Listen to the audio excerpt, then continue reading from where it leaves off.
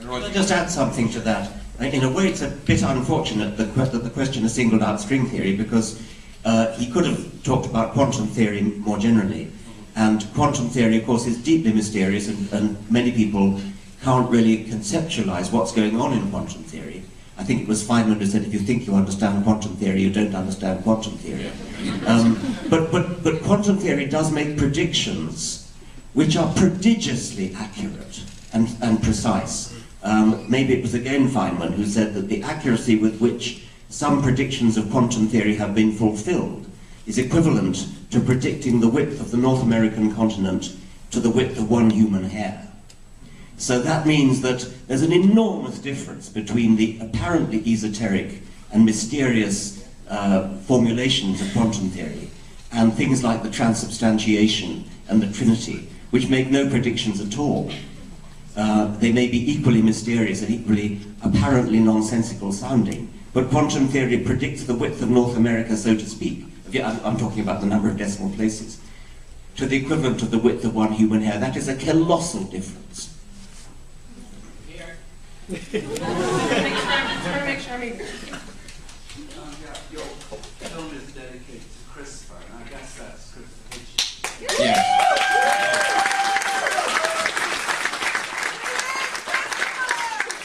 Started up on a long road trying to raise money for a film about Christopher Hitchens.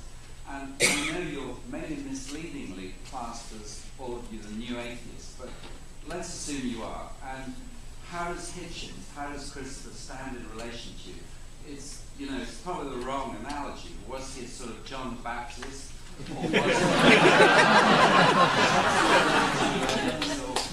what is his relationship to you? What impact do you think he had on the contemporary world? Okay, so the question is, I'm going to have to just summarise this a little bit. What do you feel the relationship of Christopher Hitchens was to the work you're doing? And some of them, yeah, okay. I think I should start. I mean, I was a huge admirer of Christopher's, and it's one of the, in my opinion, one of the biggest tragedies of this film is that, if you were here, almost certainly it would have been the three of them. And we tried to give as many little nods to him as we could. The book says he's going to read his Bible, and the name at the end. And there's other signs of him in the film, but. A huge inspiration to me. It was because of him, actually, that I met Lawrence. I attended a talk with Christopher and met him after the show, and he was exactly how he always said he was. He would carry on the conversation after the talk if there were any questions left, and we ended up hanging out into the wee hours of the morning, in his words, to the point where it's not even really worth going to sleep anymore. And he asked me if I knew Lawrence, and at the time I didn't, and he said, well, I can't make it to his next event, but would you give him a kiss on the cheek for me? So that, and I have.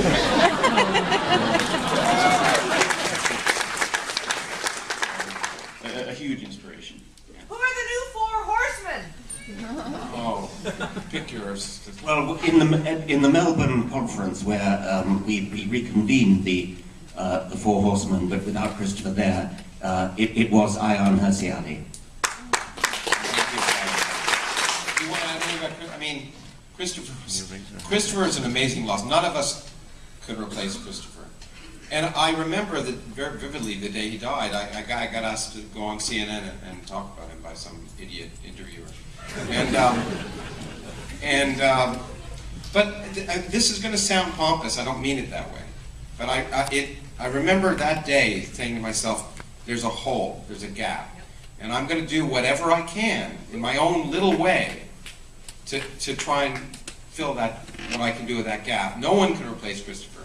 But to try and bring some humanity and humor, and culture, all of the things that he could do better than anyone, that legacy deserves to be carried on. And so I find it inspiring because it really motivates me personally to try and fill a little bit of the gap that one of the most amazing human beings I've ever known. I think he was the most eloquent speaker I ever heard, as well as one of the most erudite. But the questioner asked, as it were, how he sort of fits in. What's the complementarity? I think he was always a very political animal, and whereas my approach to atheism was sort of scientific. I'm passionate about the truth about the real world. I think he saw God as a malevolent dictator, a sort of a big brother from 1984, presiding over a sort of celestial North Korea. Was the way or cosmic Saddam Hussein. Yeah. I think, but let me just say two things about Christopher, which I've said in some places, so you may have seen, but they're worth saying. One was that he was the most tolerant person I've ever met of other people. He could be deeply friendly with people that had totally different views. And I know, I mean, a friend of both of ours is Francis, his last name? Collins, Francis Collins, who was the head of the National Institutes of Health and has the nuttiest theology you could ever imagine.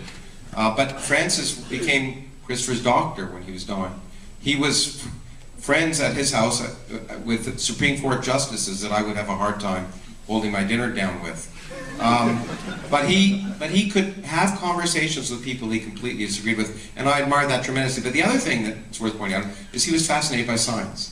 And every time I was over there in the wee hours, he talked about science, and at his memorial service I pointed out, and it's a true story well, the last time I was with him before he died, there was a knock on the door, and I went up and opened the door for him, and it was someone asking me if he had a manuscript and asked if I was Christopher's manager, and I said, no, I'm his personal physicist.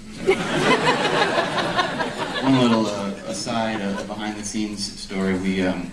We had mostly finished the film, and we were in London, and we met with Ian McEwan, and he paid us one of the greatest compliments I think we could have received, which was he watched most of the film and said if Christopher were here, he would have absolutely loved it.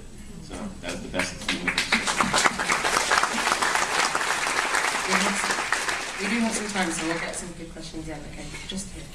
Hi there. It's a really nice introductory film, I think, for what you're trying to do. The message trying to get out there, and I think that's the value of it. I have a question too. I'm an atheist, but an atheist that kind of has an interest in social justice and issues like that. I don't seem to find that being an issue, the issue of class and North-South relations and imperialism and all those things. That used to be more of a theme for like 1930s atheists, if you will. Is that something you're purposely trying to avoid, like the political aspect of it? I mean, is that... Let me try and rephrase this. So as in seeing the film, the atheism of today doesn't seem to have as much focus on social issue as it did perhaps in the 30s. Is that the question? Yeah, well, Richard mentions that he's more interested in the scientific aspect. Okay, so the scientific over the social issue atheism, is that right? Do you want to come in? Well, I mean, there was no intentional avoidance of anything political. It was just, I mean, really, like I said, we went out to capture a conversation, and in the strictest sense of what documenting a documentary is, we captured what we captured, and it unfolded how it did. There was no particular reason to avoid the political, but it ended. At the same time, it ends on a somewhat political note, and it happens to be with a more or less, I think, political speech that I made. Which wasn't about science. It was about science and politics. And that whole event, in some sense, was a political event. But I think the intent was to argue that reason and questioning is what we were talking about. And politics, when you introduce politics, it's a whole different question. Do you want to add anything?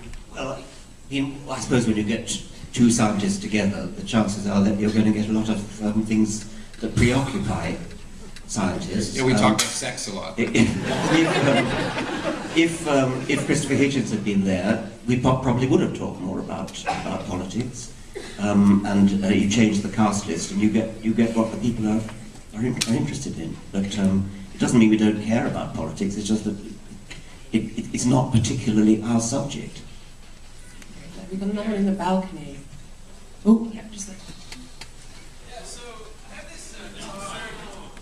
We'll do two. Oh wow, there's millions of them. There's a fight up there. Okay, the one far at the back, and then we'll come forward. Okay.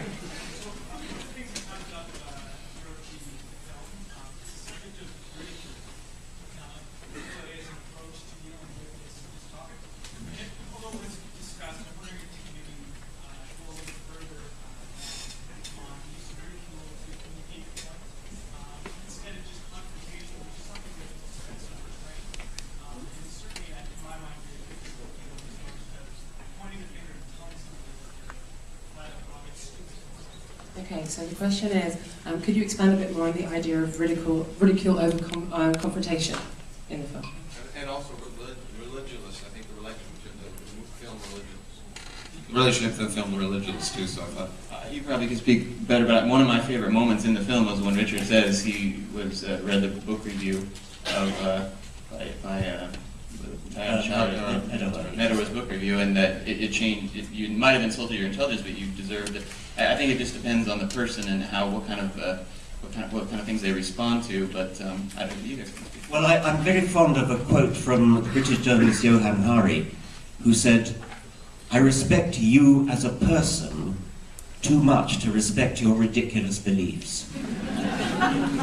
You know, and I think I know that you know I talked to Bill Maher recently about the film when I was on a show, and I think Religulous as a movie in some sense helped inspire a little bit of this, but this is a very different kind of movie, and I think that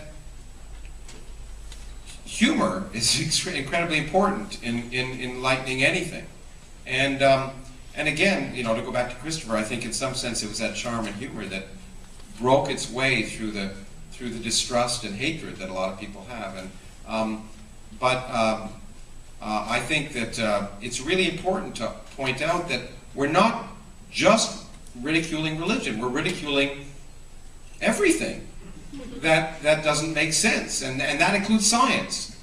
That's the purpose. I mean, one of the, again, biggest misconceptions about science, and one of the reasons people don't trust evolution, say, or a lot of other things, is they think we have this conspiracy. You get this PhD and you just have this secret handshake, and on the other hand, the thing we want to do when we go into work every day is prove our colleagues wrong. That's how you get ahead. And so it's organized ridicule in some senses with science.